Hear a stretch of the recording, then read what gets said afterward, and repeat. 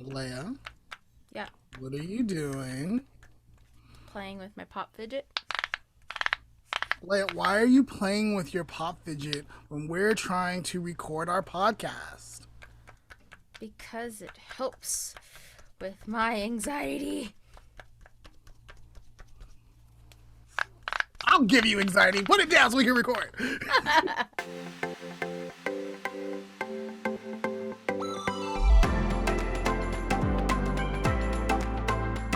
I'm Lamont, and I enjoy Animal Crossings. And I'm Leia. I'm too busy to play now. And you're tuning into into the the Lamont and and Leia Leah podcast. podcast. Hey, Leah, do you remember episode 24 when you brought up the topic of growing up, getting older versus maturity? Yes, I actually still think about it. I feel like this is kind of like a continuation of that. Like, we're going to kind of like get a little bit back into that. Maybe not those exact ideas, but maybe it might help us explain like what's going on. Because today we're going to talk about play and rest and the importance of incorporating them in our lives. Okay, all right. All right, let's get into it. Okay, let's do this. So, in that episode, Leia, you talked about a common teacher slash principal that we had in common, and you noticed that she never had fun. Mm-hmm. Really? You noticed that she never played, Yeah. right? What is it about adults and the lack of play? What causes them to change? Or what changes for them from like childhood? Well, I think just like I said, I'm always busy now. But yeah, I think it's just like, life, work, if you have kids, you don't have time. Like, I mean, I assume people play with their kids. Like, Right. but that doesn't mean they're necessarily enjoying it. They're just doing it because they have to entertain their children. But I feel like, just our responsibilities that we have as adults might get in the way. But like it's interesting. I think it was the same episode where I was talking about the difference that millennials and like are any of the Gen Zs adults yet? I think a few of them are eight. I think a few of them are like 18, 19. The difference with that with our demographics is like we value things that older generations perceive as like childish and play. For example, like video games and stuff are fine now. Whereas, I remember my parents talking about like, oh, my older son, all he does is play video games. And now it's just like, oh yeah, I'm gonna go play video games after work. Right. And like it's not a big deal or Yeah. like what? Like as an adult. Yeah, I remember like adults really looking down on like other people who did play video games all the time. Or if that was where a lot of their time was, they were concerned about it. It was like something very concerning. Or like D&D players. Like I remember people who played D&D, like adults, getting a lot of like flack from older folks, going like, "I don't know why you spend your time doing that." So, once a week I play Magic with a group of friends. Magic the Gathering. And Magic. D&D and Magic, yeah. Every week. D&D is a fun game. I've played it before. Every day after work, I play Animal Crossings. Like, it's my de-stressor. I'll go onto my Wii Switch and shake trees, sell the wood, earn some money, expand my house. That's awesome. I wish I could do that. I'm more of like a marathon gamer. So like when I sit down, I'm there 8, 12 hours. So there's no leisurely playing after work for me. Anyway. So as an adult, how would we define play? Like, how do we define play for adults or ourselves? What is play? Well, I think to answer that question, we kind of have to like see the differences between like when you're a kid and you're playing Like, what do? They run around, they play pretend, they go to the park, they, I don't know, play Nerf guns. What do kids do nowadays? Yeah. Cause trouble. No, they don't cause trouble. Some of them do, but like Have you met my brother? Adam. Any of them? I've heard like when you were over in California and Adam was playing outside with his friends, you were telling me some of the concerns you had about his friends, but like other than that, Adam was being a child like he Yeah, should. I Like know. he was going outside, riding his bike barefooted. We don't know why he was barefooted. We told him to put on shoes. We were worried about his safety, right? But I remember being barefoot a lot as a child, so yeah. But yeah, so that's like a kid's version of play. But honestly, I think it's like the same for adults. Like maybe we don't go to the park and play on the jungle gym, but like some of us do. But like we still go outside, we go hiking now. Like we go to the park and have a picnic instead of running around, or we go ride our bike with our friends. I mean, I know a lot of adults who play Nerf guns, so Yeah, I had an ex who loved Nerf guns, and like he used to love shooting his cousins or like that when they came over or whatever. It was like it was their thing, and he was an adult, Yeah. obviously, because I wasn't dating a child. That would be not okay. So let's define play, I guess. So play in and of itself, according to Google, is engaging in activities for enjoyment and recreation rather than a serious or practical purpose. yeah, I think that's pretty much what I said. Yeah. No, you gave some really great examples. I think That was the just definition. Yeah, I think just as an adult's grammar, as an adult, play looks different for us. Like we're not running around getting like sweaty and like drink. Oh my God, those TikToks where the like kids come in and drinking and they're just like. Oh, yeah. I hate that. It's disgusting. Anyway, um, but like play doesn't look like that for us, but we're like doing the same thing. We're going out, we're enjoying ourselves, we're spending time with friends, ideally. Well, maybe not in the last year and a half, but Yeah. I digress. But I don't think it's changed much. I think it's just more like as a kid when I would play, it would be for hours and I wouldn't worry about anything. Whereas an adult, when I like plan out when I'm gonna go do stuff. I'm like, okay, this weekend we're going hiking. We'll leave at 12. I got to get home by 5. I have work the next day, etc., etc. So I think just like the main difference is that we have to snap back to reality, whereas kids are fortunate enough to just play until the streetlights go on.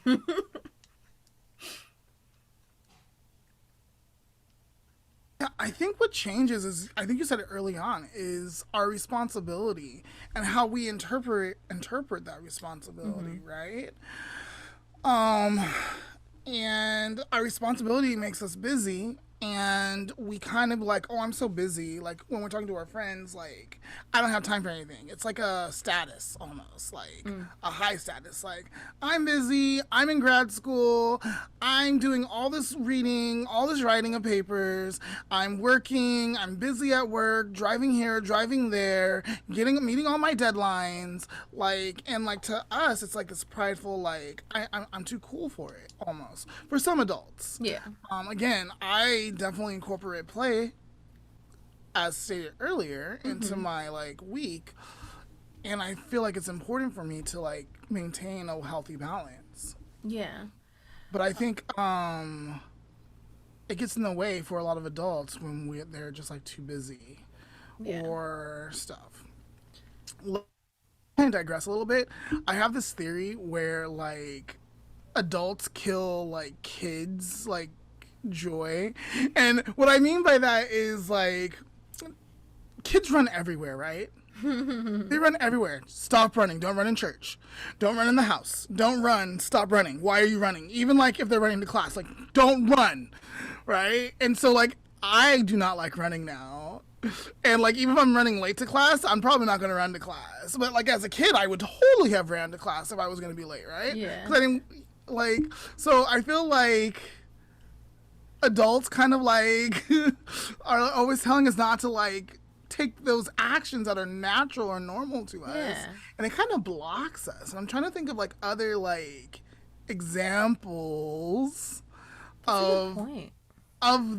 that come into our adulthood, and then that we recreate or we do. I have a personal one. I don't know if this is like the same across the board, but for me, my mom was a very proper person. And she grew up in a time where manners and stuff were like still taught in school. So when I was a kid, of course, as a kid, I would get all messy when I was eating. I'd eat with my hands, I'd chew with my mouth open. I'd just like enjoy my food. And I'd get in a lot of trouble. Like a lot, to the point where I actually absolutely hate meeting people for the first time in a food situation. Which sucks because I like food. But I can, like, if I'm meeting someone new and we're like going out to lunch, I won't eat. Or I'll get something small because I'm just so like, okay, the only way to like manage myself in this setting is to like either not eat or eat really slowly or like, not be myself. And then I'm worried the whole entire time that I'm embarrassing myself. So I don't know if like other people experience that. Let us know in the comments if you do. But I think that's around like the same thing. Like, All right, so like I actually want to bring something up with you, and you can cut this out if you need to. But I remember like being in church, and if there was like noodles being served, you would, you like, you kind of exploded on me because I think you were a little bit irritated. But like you're like, I hate the way you eat noodles. Like, like stuff. And again, I think that was perpetrated on you by your mom. Like slurping noodles isn't allowed. Wherein Japan, I think if you don't slurp noodles, you're being rude. bro, I vaguely Right. remember this. Like, I And so, remember like, this a I little was, bit. I was a little self-conscious. Like, how do I eat around Leia? Like, I want her to sit next to me, but like, I don't want to gross her out and like her be mad at me. I'm sorry. But on the real though, I just hate chewing. I think it's absolutely disgusting. I have to have Adam sit on the opposite side of the table of me, or else I'm going to reach over and stab him with my fork. I can't do it. It makes me angry. Okay, because Adam's a loud chewer. Yes. Oh, it's disgusting. Patrick is not allowed to eat chips in front of me. Okay. If he's eating chips, he's got to go in the other room. He's got to, like, sit on the other side of the table. I have to be listening to music. I can't handle it. That crunch. All right. Well, last time you were in California, I think we all did really good at sushi. Like, I wasn't worried about. It was loud. Oh, okay. It was loud, although I really was nervous eating in front of her husband. Our friend's husband. Like, I'd only met him, like, how many times have I met him? Like, That only was my twice. first time. Yeah, it That was was your my first time, but it was only like my second or third time. I was so nervous eating in front of him. Oh my god. But you were there. Patrick was there. My friend was there. So I was like, okay, just chill, Leia. It's sushi. You're fine. So I think we're gonna like I think food's scheduled somewhere. We're definitely gonna have to like Yeah. revisit this. We do have like But a let's get food back on. episode. Yeah. Let's get back on topic of play and rest. Yeah. Right. All right. So I guess what should be the next question? Let me see. So, what about rest? How would we define it for ourselves? For me, it's anything that will shut off the constant reminder that I should be doing something, which is a whole other subject in itself that we've been ingrained to think like, oh, I'm supposed to be doing something all the time. That's a completely different subject. But anything that can shut that off is restful to me. Which unfortunately, most of the stuff that does that for me is not restful. It's working out. It's doing something intensive. Just something that's just like click. And my mind can rest. I agree with you on all of it, actually. So when you say like working out, when I go work out, I tune into a movie, but also I also turn a movie to like turn my brain off on other things. Like if I just want to like relax, I go to a movie or I listen to something or I watch something because then I'm not thinking, I'm paying attention to what's going. Well, my thoughts are different. It's not like a constant like bombarding of like this things you have to do or take care of or whatever. So it is a different, like that is kind of restful. Now that you mentioned, I don't think I've ever put it in terms like that for myself. It's like, and then you also have physical rest, sleeping, just sitting down and just relaxing. But I think that's like a given. Like that's what most people who are functioning do anyway, you know? Like I try my hardest to get enough sleep. I've actually been going to bed like at a decent time recently, the last few weeks. I'm proud of myself. I'm proud of you too. Sleep is so important. It's really a part of health, and getting enough rest is important. And some people don't sleep well. You know, like I think I have no trouble going to sleep, and people are jealous of that. But I'm not sure if I sleep well through the night because I've been like I snore one, and so like also I guess my breathing is not like the best like while I sleep. So yeah, so I think it's like two sides to rest, physical and mental. And then for some people, spiritual rest is also like it's part of it and can play on either side, you know, because I know my mom, her day of rest was when she got to go to church and just like fellowship with people and, you know, think about good things and whatnot. So for some people that also plays into it. Yeah. So I have here on Google rest. Cease work or movement in order to relax, refresh oneself, or recover strength. Being placed or supported as to stay in a special position. And those are verbs. So the nouns are an instance or a period of relaxing or ceasing to engage in strenuous or stressful activities.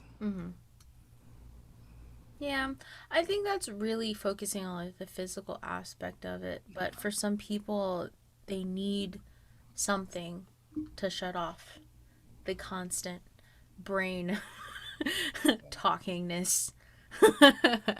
The inside voice. Right? You know, I went on a trip with Patrick and his family, and on this trip we do kind of like a trail. You're supposed to run, but I was like, I'm walking. And the last time we went, it was maybe like 2.5, 3 miles. And so this time I was like, cool, yeah, I'm gonna do it again. I'll participate. Bro, it was almost 6 miles. But even though I was so physically exhausted afterwards, my brain felt so good. Because it just shut off the whole 6-mile trail. All I did was concentrate on like where my foot was because we were walking over lava fields. So I was like, kind of have to pay attention where I'm falling. And, you know, I'm just looking at my surroundings. I'm enjoying spending time with Patrick and the other people we were with. And so physically exhausting, yes. Mentally, so restful. Oh, it felt so nice. All right. So, why is any of this important? Why is it important that we recognize play and rest and make sure it is a part of our schedule or our daily life? Probably mental health. I'm going to assume. I think it does affect people's well-being, right? If you work all the time, you're not probably going to be the nicest person. Or you may not have reserves, right? Ooh, okay. So I have this speech for kids all the time. That's not a speech. It's if I'm presenting like a certain topic and like rest comes up and I talk to the kids, I say, why is it important to rest? Why? And like I let them answer, and most time they get it, and it'll be something along the lines of, well, you need rest to function the next day. If you're not going to function at your best or properly if you're not getting the appropriate amount of rest. Yeah. Right? And we know that. We know that. So I don't have to tell them this, but they know this, and like they're hearing from their peers and they're agreeing and stuff. And so we know, like as adults, we know that rest is important and it helps us function. And I don't know about you, but for me, like if I didn't get enough sleep, I may not be as thoughtful or considerate in my personal relationships. Yeah. I may not say the right thing or do the right thing. I might snap or be irritated, right? Which causes different problems. Yeah. So, that is why rest is important for a lot of people, but people don't prioritize it or whatever because they're too busy being busy and making that like the importance. Exactly. I think most people understand what rest is. Like they get it. Do they do it? Questionable. But like people understand what rest is and why it's good and blah blah blah blah blah. I think in our topics today, what people don't take the time to do is play and enjoy themselves. Like it's very funny. This week, I'm just gonna plug myself. I have a YouTube channel, and this week I'm doing a self-care week. Ooh. So it's been okay. It's only been like 2 days, but like I had a spa day and I get to relax and do some stuff, and that was really nice to do. Yeah, so I just thought it like interesting that we are doing this. I didn't plan that, by the way. Right. I was just like, I'm gonna do self-care week, and I was like, oh yeah, we're talking about this week. Right. Cool. So, what are you noticing, as you're taking care of yourself and stuff? Like I said, it's only been 2 days, but the spa day was really nice. It was stuff that I've been too busy to do, but it's like basic self-care, like. I gave myself a pedicure. I did my eyebrows, like stuff that like shouldn't be considered like a restful spa day that I need to plan, but it was. And I feel like a lot of people do that. They just get so caught up in stuff that they forget to enjoy themselves, myself included. I fall into the trap too. I think it comes from the ideas of like, if I'm not working, I'm not valuable. Or if I'm not working hard enough, I'm not valuable. Or I have to work hard enough to prove myself, to prove my value. And I definitely feel like that sometimes at work. And I'm trying to rewrite those messages in my head. There was something I was reading the other day. It might have been a meme or whatever. But it's like you kill yourself to work so hard to have that status, that value, like you're a great worker, you support your company, you care about your company, and blah, blah, blah, blah. And if you were to die, they would replace you. Yeah. Maybe not tomorrow or the next day, like, but you'll be replaced. And you put all that work in. For what? So take your vacations. Yeah. You earn them. Take your days off when you're sick. You've earned them. So like that's like the message of the meme or thing was. I was like, wow, like, and like even like when I'm sick or whatever, I'm like, maybe I can still work a little bit. Maybe I can support the team just a little bit. Like tell them this or they need to know this. Like because that's where my mind is. Or like even on vacation. Like actually no. For a few years now, I have really good boundaries about like shutting off. Like, I'll work through lunch. I'm not gonna lie. Like, Please don't tell my supervisor. But like sometimes I'll work through lunch, like I'll eat and work. But like when the day is over and I shut my computer and log off of my thing, I'm done. I don't check back in until the next day or morning. I've been very good about that. When the weekend comes, I'm done. Like, no. I will check Monday and wait till Monday. So I've developed these boundaries over time. Yeah. But some of us adults, I know adults out there that work all the time. I'm like, oh my gosh, you're always working, but that's the value, right? So it's important. This is important because it fosters joy. When we play, we are joyful. It helps us be more creative and more innovative. And we talked about creativity and we talked about like where it comes from and stuff. It comes from play, people. It's like a cycle, right? So like if you want to be healthy, you need to rest. You need to work. You need to eat, right? Like there's all these things that go into being healthy. You need to be creative. If you're shutting down or numbing that part of you, then you're not really embracing all the health or wealth in your life. So this is not a new idea. This is definitely a Brene Brown idea. She has presented on this topic, and we'll be doing some more of her topics as well. But according to her, the main barrier to adults, especially in North America, being able to rest and play is the status symbol, right? I'm exhausted. It's a status symbol. And productivity is the value. And it becomes part of our symbol of self-worth. Yeah. And that's really where we need to unpack that and not have it weigh so much on our self-worth. Yeah. I think we kind of covered a little bit of that when we spoke to John about values and belief.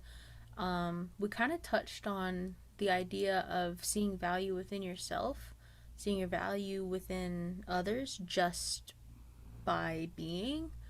And I do like that. Like, there's a lot of people out there that think they don't matter because they don't have a good paying job or whatever, or like a certain career aspect or a certain family aspect that they deem successful. But yeah, I think people need to remember that just by them being alive, here, breathing, you're valuable. You have value, and you know, that's not gonna be affected just by your career. Yeah. Leah, I couldn't have said it any better myself. That is beautiful. Like, because you're breathing, you're valuable. You don't know who you're going to meet, when you're going to meet them, and how you're going to impact or change their lives. Therefore, you are valuable. Maybe you'll do it on a daily. Maybe you won't, but that's okay. But maybe you'll reach that one person that no one else can reach. That means you, if you're listening to this, you have purpose. Okay, so I'm gonna get off my like passionate like I love people and this is why I love people. His pulpit. But yeah, so yeah. Something I did want to add. You ahead. said something about how it shapes our brain, fosters joy, creativity, and it's good for our health. I guess I was kind of keeping this silent, but like anyone who knows me already knows. My mom is dealing with dementia. And I think she is a great example of why it's super, super important to take the time not to just rest, but to also play. You know, our family hasn't had it very easy. And so she hustled, dude. She hustled to take care of everyone, and I respect that, like, immensely. But she never took the time for herself to do that. And unfortunately, now that her dementia is starting to, like, progress, we notice that she's not as happy. And, you know, we try and, like, do stuff for her. Like, we'll try and take her somewhere. We'll try and do an activity for her. But in reality, she has little to no hobbies. She never really took the time to develop anything that she enjoyed doing. And it really, you can tell that it's taking a toll on her mental health, especially in like a declined cognitive state.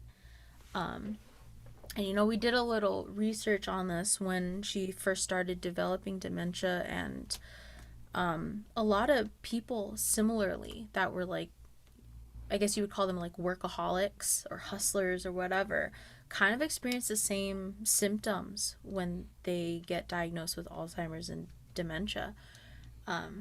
So it's not just like, oh, well, you need to rest, you need to take care of yourself. Like, no, you really need to, because it's going to affect you in the long run. And I'm seeing it firsthand. So I actually, within the last few years of her diagnosis, I've tried to make more time to like figure out the things that I thoroughly enjoy doing, and I actually do them now. I take time to like go paint or go on hikes and stuff, just because I understand now like that it's very important in the long run. I just wanted to put that out there. Oh, Leah, thanks for being open and vulnerable. I know, like, you and I have talked privately about things in your family, and I haven't really talked to anyone else about it because... Yeah. But now the world knows, and even more important, like, there's a reason behind being playful and engaging in rest. Yeah, it's a lot more important than people think, than I had thought previously, too. All right, so if I'm an adult who is struggling, developing a habit of being playful or resting, what are some of the things I could do to implement these practices in my life? First, figure out what you like to do. Absolutely. For someone like me, I have a million different hobbies, unfortunately. Yeah. I have so many. It's overwhelming. Why don't you give us a few, like maybe 3 to 5? Okay, so I do like video games. Like I said, I'm a marathon gamer though, so those are dangerous.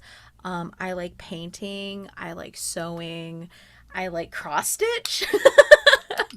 That's something people don't expect from me, but I love cross stitch. So much fun. I love movies, obviously. I went into film. Digital art has been my life the past like 5 or 6 years now. Singing. Stuff like that. So I enjoy all of those like thoroughly, and unfortunately I don't have time to do all of them. So I do try to pick a few. Like right now my thing is painting. Like I'm like itching to go paint something. But yeah, find out what you enjoy doing. Even if it's like, I don't know, I can't think of anything. Like some people are embarrassed that they like to read. Like if you like to read, reading is great. Yeah. If you like to draw but you're not very good at it, do it anyway. Yeah, do it anyways. Don't compare yourself to other people, right? If that's something you enjoy, it's not be like, look how great of an artist I am. Be like, no, I enjoy this. And it's okay for me to do this. I don't enjoy this. But what if you enjoy candle making? Yeah. Like, do it. I think I would enjoy it, but like, I don't engage in it often. Or like baking or cooking. Those are that's a little that could be a little dangerous depending on the kind of person you are. But if it's not dangerous for you and it's gonna keep you like motivated and healthy, definitely engage in that. Bake for other people. Take it to work.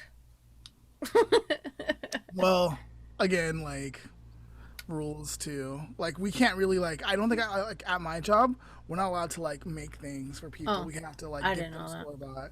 My job you can. Okay, cool. Yeah, you can bring it. You have to just put like handmade and stuff like that.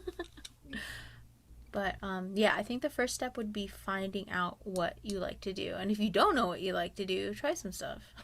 Yeah. And some of the things you can try, like if you're really struggling, like coming up with a list of things to do, is taking a personality test, right? Which we're going to talk about at some point. Yeah, I think in a few weeks. Yeah. Yeah, so do that. Like, discover your interests, right? An interest inventory even, or that could help too. Yeah. But come up with a couple things you do and then try them and then try to rotate them. So some of the things I like to do is I like to sing. I like to write music.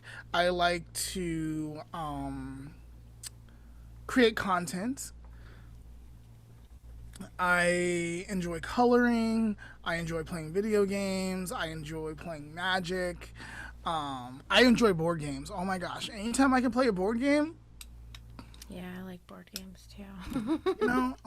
so figure out what you enjoy and do it, you know? I think also one that's super useful, and we used to do this in college, but like have a night where that's all you do. Like some people are so busy that just the idea of having to schedule time to enjoy something is just like irritating. And stressful. Yeah, but if you have like a set night that you do that, like a game night, or this is my cooking night, or this is like Wednesday night wine night, stuff like Yeah. that. Like Yeah. that is, you do it every day.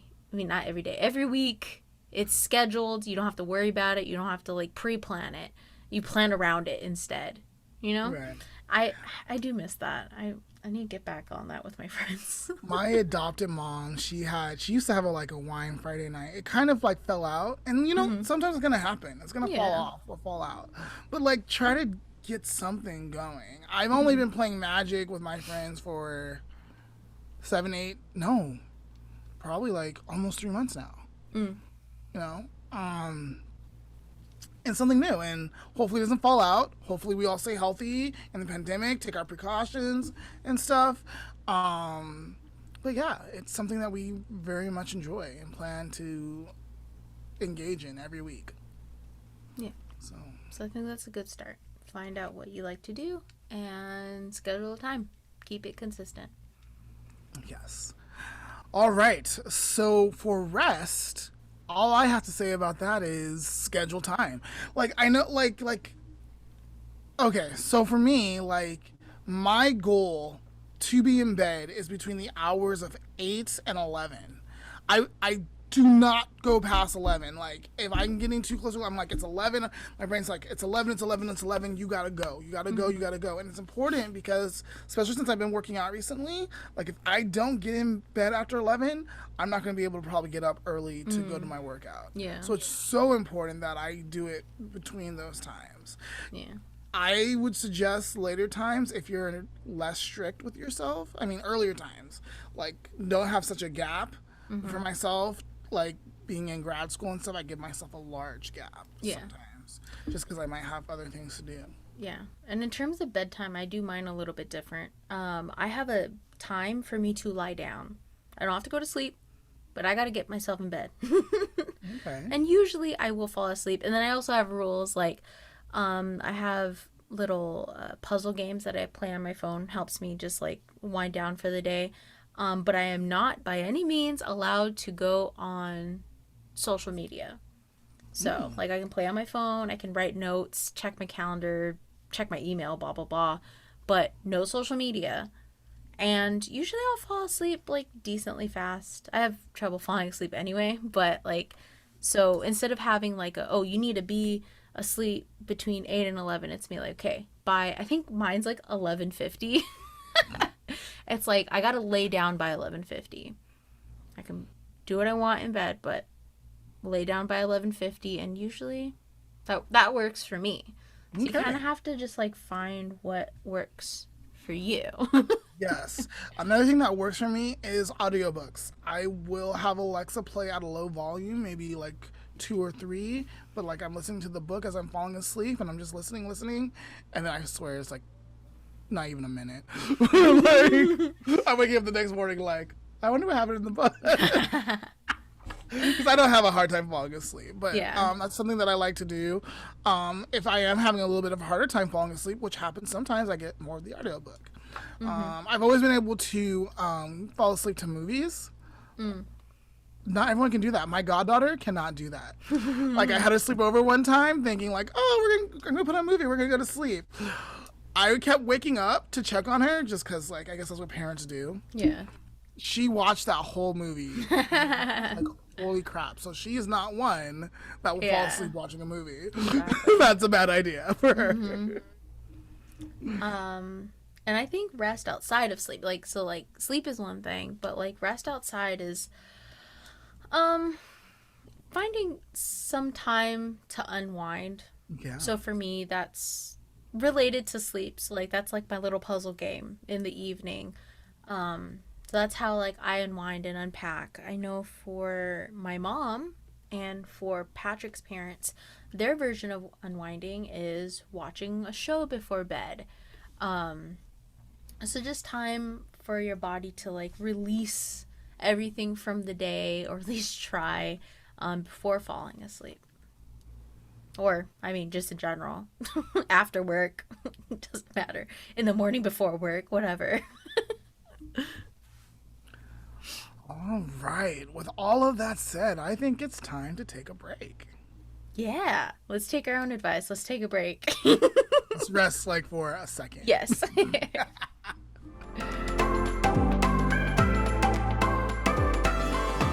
Lamont, do you know what Reddit is? I've heard of it, and I know you've been very interested in doing something on it. Yes. So Reddit is a forum type platform, and there are different sections in it, I guess you would say. And they all have different topics. And one of my favorite subreddits, they're called, is called Am I the Asshole? Oh. And so people will post a story about, usually it's about themselves. Sometimes they post it for other people. Either asking if the situation, if they're the asshole, would they be the asshole if they did something? Or is the other person the asshole in the situation? And so today I thought we would read one and see what we think. All right? If they're the a-hole or not? Yeah, exactly. All right. So, there is a post that was posted actually 9 hours ago, so it's fairly new, Okay. by romance_lover444. And they say, I, 24 female, so they're 24-year-old female, Okay. used to be close to my sister, 27, Okay. when we were young kids.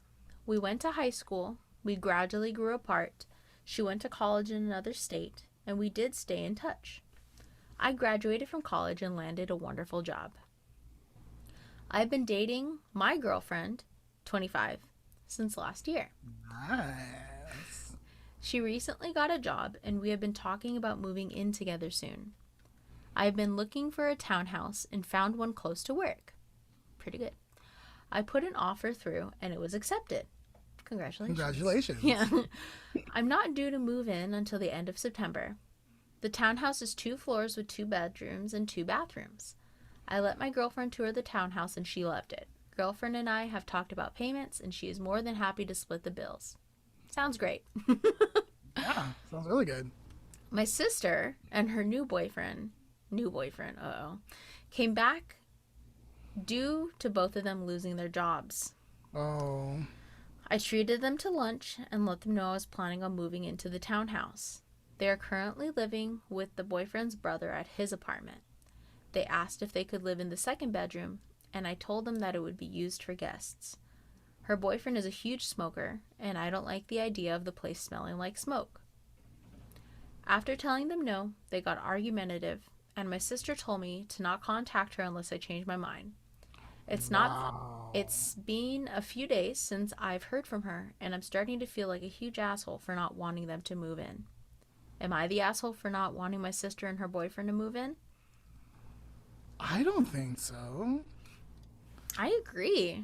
I mean, I understand as a sister, but, like, new boyfriend. Yeah. You know? Like, maybe she can, like, maybe the sister can move in. I mean, I don't know them. But, like, as a sibling, I, of course, would give priority to my siblings. But, I don't know if I would want a pretty much stranger, I'm assuming, to move into my house, especially if they do stuff that I don't like smoking. You know, like, honestly, I wouldn't want any of my siblings, you know, boyfriends, girlfriends to move in for less.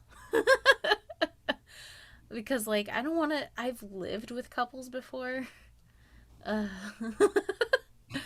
having to listen to them argue, annoying. Right.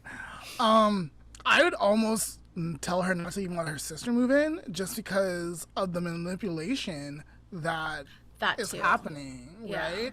So, like, if she allowed her sister to move in, I'm pretty sure she would find a way to get her boyfriend to move in. And so then she's in the situation that she didn't want in the first place. And I'm really disappointed that the 20-year-old Seven sister, the older sister, would be like, don't talk to me unless you change your mind. Right. Like, what is that? And then she also said that they grew apart when they moved. So, I don't know. Like, I think you and your partner are excited about this new transition in your life, that you guys should totally engage in this and enjoy this moment. And I don't think she should be feeling like an asshole for saying no, because it's not going to be a good situation for her and her partner. Sure. You know? And plus, like, when you're in a good relationship and, you know, obviously they're in a good relationship that they're willing to, like, move in with each other and take on these bill payments together and whatnot, I'd want to be by myself, too. Like, you're growing your own relationship and, like, I personally, when I move out, I don't want roommates. Like, I might have to get them because I live in a high-cost living area. But Right. I don't want roommates. I just want to spend time with myself, with Patrick, get to know him more, even though it's been like 10 years. Get to know myself more. Like, when was the last time I lived on my own? I don't know. So I get it, girl. You're not the Yeah. asshole. No, you're fine. I think you're fine. Yeah. I think, yeah. And then the other question is, like, why do they want to move from the brother's house? Like, what's going on there that they need to move? They're not homeless. So, like, it would be one thing if they were homeless and they needed a place to go. Yeah. Yeah, Right? I think, yeah. But they're not homeless. They have a place to live. So what's going on there? And are they going to bring all that baggage with them? That's something to consider. And then the other thing is they don't have jobs. I was just going to say, I was like, they don't have jobs. Like, realistically, like, I'm sorry. Like, even if I wanted you to move in, I can't provide for you. Right. Especially because now I have to pay for this townhouse. Exactly. So, yeah. I vote not the asshole. Yeah, Sister's same. being a real butt. Yeah, your sister's being not kind. She's being a butt. Yeah, and just saying don't talk to me unless you change your mind. I would never, ever, ever tell any of my siblings that. Yeah. So that's not okay. And you need to stand up for yourself, be assertive, and be like, this is not okay, and I'm not going to accept this from you. And we don't have to talk if you don't want to talk, because I'm not going to force you to talk. But I'm available. I'm letting you know, like, this is all on you because this is the path that you're choosing. It's not going to be on me. Exactly. This topic has been a pretty good topic. I hope people who are struggling with play and rest will tune in, get some ideas, and start living better lives. Exactly. Yo, Lamont, that just reminded me. We should have a steady game night. We'll talk after we record. That might be kind of fun. That might be fun. Yeah. Maybe like every other month. I mean, like not every other month, like every Every other other week. month. Like Every maybe other week, yeah. once a month or once a week. Yeah, of course. We'll of figure it course. out. We'll Yeah. figure it out. All right, cool. But yeah, so if you're listening or watching, just remember, take the time to relax, find a hobby, do something. It's a lot better for your well-being than you might think it is. Oh, and let us know some of the things you do to have fun. Yeah. Let us know some of the things you do to relax. We would totally be into that. Yes, please give me some ideas. I'm so busy. Yeah, your ideas might help us or other people. Exactly. Anything else you wanted to add? Nope, I'm good. All right. Get our stickers. Yes. If you would like stickers, you can find them on our Facebook and Instagram. All right. All right. Thanks for listening, guys. And thanks for watching. Bye. Today's life lesson is taking time to remind yourself what is amazing about you. Often in our lives, we get so busy. We're impacted by all our thoughts, all the things we have scheduled. It's so important to take the time to think about what makes you amazing. It can be a second, it could be 10 minutes. Just make sure, like once a day if you can, to recognize what is amazing about you. And that is today's life lesson.